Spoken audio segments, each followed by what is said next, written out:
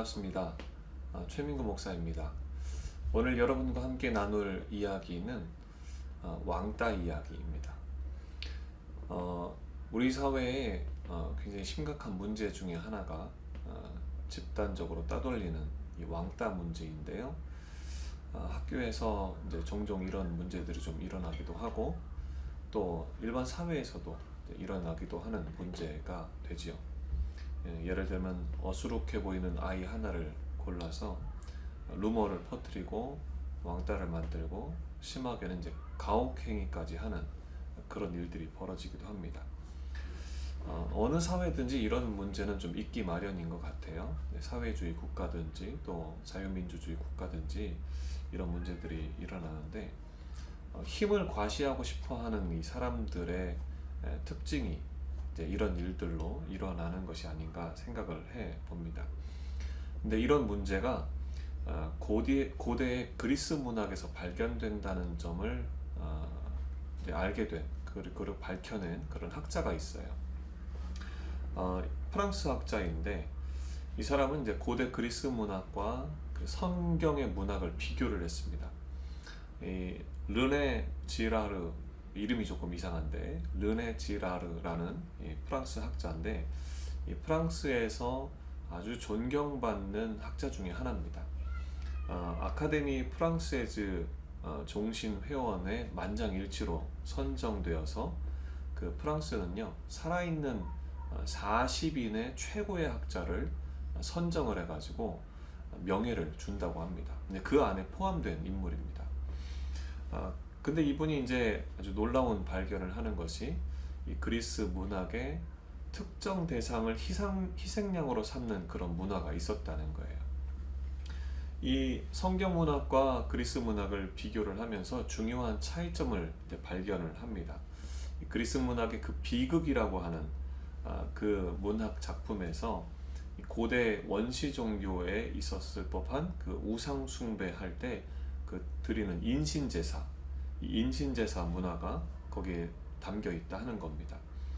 그 당시에 이제 우상에게 바치는 그 제사는 사람을 악한 자로 몰아서 희생 염소를 만들어서 그 사람을 죽여서 피를 봄으로 해당 지역이나 해당 국가의 평화를 도모했다고 합니다. 그리고 그리스 문학은 결국 살아남은 자의 입장에서 각색되어서 기록된 내용이라고 하는 것이죠. 반면에 성경의 복음서는 당시의 그 원시 종교의 기록과는 다른 점이 희생양으로 등장하는 예수님의 관점에서, 즉 철저히 약자의 관점에서 기록이 되었다는 거예요. 이 복음서를 읽어보면 예수 그리스도께서 희생양이 되어가는 과정에서 얼마나 철저하게 배신을 당하고 또 말도 안 되는 불합리한 판결을 받으시고 그리고 부당한 비난과 조롱 그리고 십자가 형틀에 매달리는 그 순환을 받고 얼마나 고통스럽게 죽으셨는지를 기록으로 남겼다는 거죠. 그것도 수많은 증인들을 내세우면서 기록으로 남겼다고 말하고 있습니다. 이 르네 지라르는 말하기를 원시 종교는 어떤 질병이나 삶의 불행의 원인을 마술적 인과관계, 희생양 혹은 마녀에게서 찾는다고 했습니다. 삶이 불행하다고 느끼면 군중들이 이제 분노를 품기 시작을 해요. 군중들의 분노로 사회가 불안해지고 사회가 자칫 무너질 수 있다고 하는 것을 알게 되면 그것을 막아야 하기 때문에 희생양을 만들어야 하는 것이죠. 하나의 희생양을 만들어서 사회 개개인이 가지고 있는 분노와 폭력성을 그 하나의 희생양에게 쏟아붓는 겁니다. 그렇게 되면 사회는 다시 문제가 생기기 이전까지 평화롭게 된다는 거예요. 이것이 바로 희생양 메커니즘입니다. 그리고 희생양은 죄인으로 기록되고 남은 자들은 평화의 승리자로 기록이 되는 것이죠. 자, 요컨대 그리스 비극은 희생자를 짐승으로 묘사해서 인신제사를 했다는 겁니다. 그런데 이 기독교는 도리어 희생양이 되는 예수 그리스도의 죽음이 얼마나 부당하고 불합리한 죽음인지를 폭로하고 승리의 부활을 선언하고 있다고 하는 거죠. 그러므로 이 르네 지라르는 성경과 기독교가 원시 종교로부터 우리 인류 문명에 엄청난 단절을 가져왔다, 이렇게 이야기를 합니다.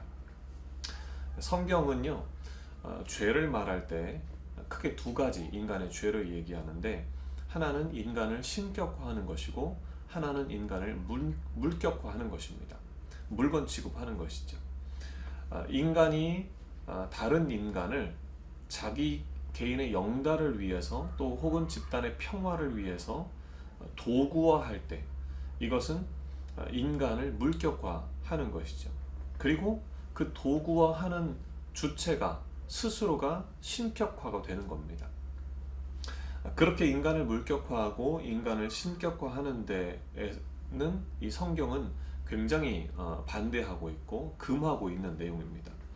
그리스 문학에 담긴 희생양 만들기와 인신제사, 우리 사회의 집단 따돌림, 이런 문제는 이 인간을 신격화하는 문제, 인간을 물격화하는 문제와 관련이 깊다고 하겠습니다. 성경은 인신제사도 철저하게 거부하고 있고, 그리고 그런 문화에 젖어서 사는 자들과 함께 동거하거나 통혼하거나 하는 것조차도 굉장히 경계를 하고 있어요. 그런 사람들과 함께 그렇게 같이 문화에 젖어들면 같이 멸망하게 될 것을 성경은 이야기하고 있습니다. 그런데 인간은 그런 문화에 참 젖어들기가 쉽지요. 살다 보면 나도 모르게 젖어드는 게 인간이니까요. 스스로를 높이려는 욕망도 가지고 있는 게 인간이고, 또 남을 도구화해서 자기를 이롭게 하고 싶어 하는 그런 욕망이 있는 것이 인간이기 때문에 그렇습니다. 그래서 우리가 성경을 읽어야 하는 이유가 여기에 있다고 생각을 합니다. 이를 통해서 이 잔인하고 폭력적인 문화를 거룩한 문화로 바꿀 수 있는 에너지를 성경에서 얻을 수 있다고 생각을 합니다.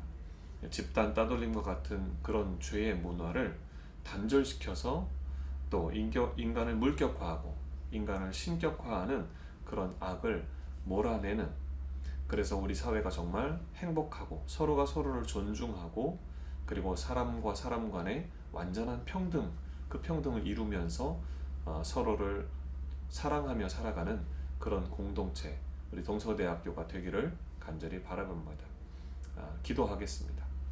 하나님 아버지, 은혜를 감사합니다. 오늘 왕따 문제를 가지고 또 르네 지라르의 그 그리스 문학과 성경 문학을 비교하는 이야기를 함께 살펴보았습니다. 우리가 어떻게 사람을 대하고 있는지 하나님, 우리 자신을 한번 돌아보게 하시고, 인간을 물격화하려고 하거나 자신을 신격화하려고 하는 그런 욕망, 그 욕구를 잘 컨트롤하고 있는지 하나님 생각해보는 그런 시간 되기를 원하고, 우리 학생들이 그런 죄에서 벗어나서 사람 한 사람 한 사람을 존중하고 사랑하고, 또 어려움 당하는 사람을 더 긍휼히 여기며 그들을 잘 세워줄 줄 아는 그런 선한 인성을 가진 하나님의 사람들로 서게 하여 주시옵소서. 감사드리며 예수님의 이름으로 기도합니다. 아멘.